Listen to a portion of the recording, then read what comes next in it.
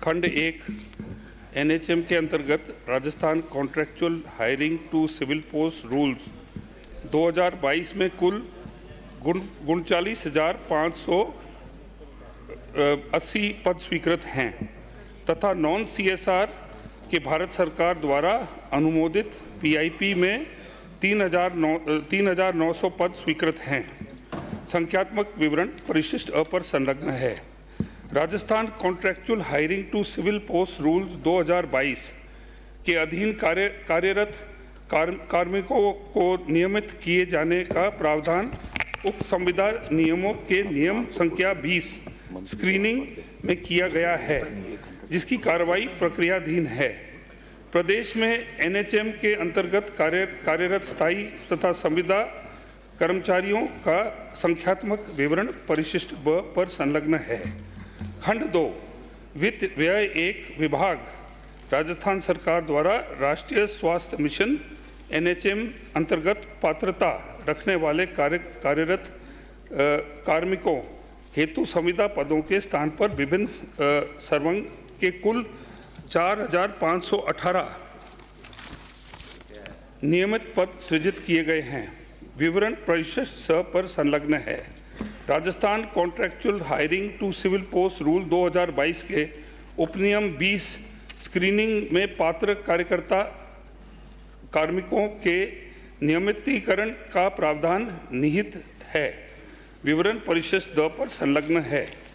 नियमितीकरण के संबंध में वित्त विभाग राजस्थान सरकार द्वारा जारी एपीओ एसओपी दिनांक 25/10/24 परिशिष्ट य में प्रदत्त दिशा निर्देश के अनुसार उक्त नियमित पदों के सेवा नियम हेतु चिकित्सा स्वास्थ्य एवं परिवार कल्याण विभाग के सेवा नियम राजस्थान चिकित्सा सेवा नियम 1963 एवं राजस्थान चिकित्सा एवं स्वास्थ्य अधीनस्थ सेवा नियम 1965 को राजस्थान स्टेट हेल्थ सोसाइटी की अधिशासी समिति द्वारा अंगीकार किया जा चुका है। खंड 3 वित्त विभाग राजस्थान सरकार द्वारा एनएचएम के अंतर्गत Rajasthan contractual hiring to civil post rules 2022 के तहत समस्त संविदा पदों का मानदेय निर्धारित किया गया है।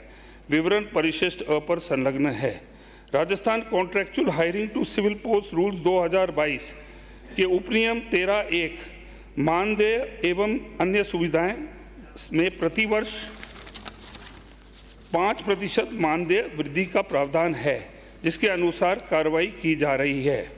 खंड 4 एनएचएम के अंतर्गत संविदा कार्मिकों के रीलोकेशन किए जाने हेतु विभाग द्वारा रीलोकेशन पॉलिसी क्रमांक 250 दिनांक 19/2/2024 जारी की गई है।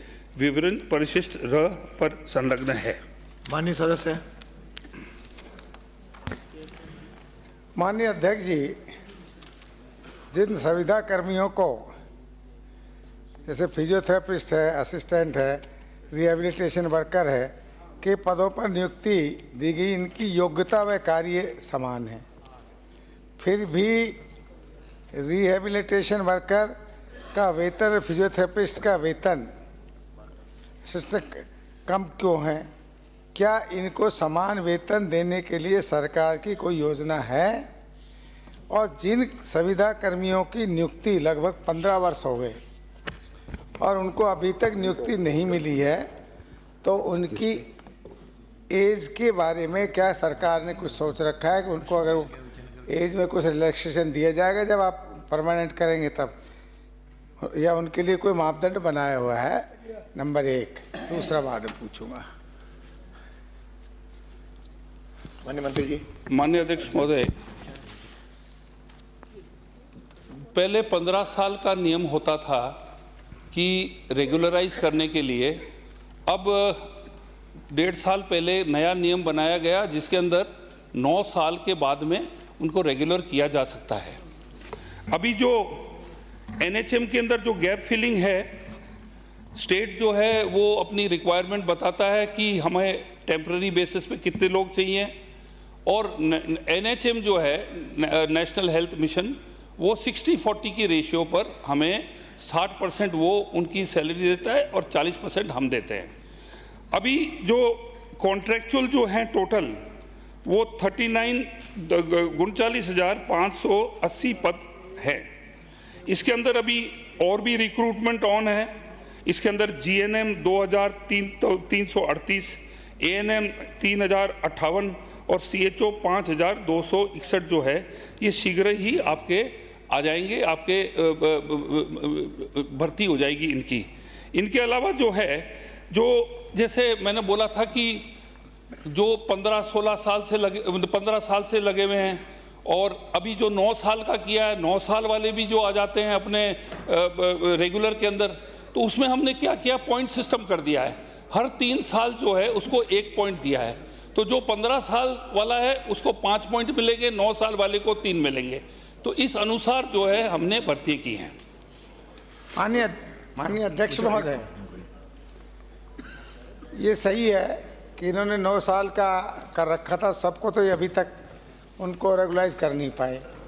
पर जिनको 15 साल हो गई करते हुए, उनकी एज तो ओवर एज हो जाएंगे वो, तो उनके बारे में प्रावधान है, उनकी तो कोई गलती है नहीं, रेगुलाइज तो सरकार को ही करने हैं। तो ऐसा कोई प्रावधान है कि उनकी 15 साल के हो गए तो उनको एज में कोई रिलैक्सेशन देंगे कि नहीं देंगे? राज्य माननीय मंत्री जी। एज जो है वो सभी डिपार्टमेंट में वो बिल्कुल ही एक यूनिफॉर्म है। तो एज जो लिमिट है वो सब जो डिपार्टमेंट्स जो सरकार के होता है उसी नियम के अनुसार हम चलेंगे। श्री चुन्नीलाल CL प्रेमी।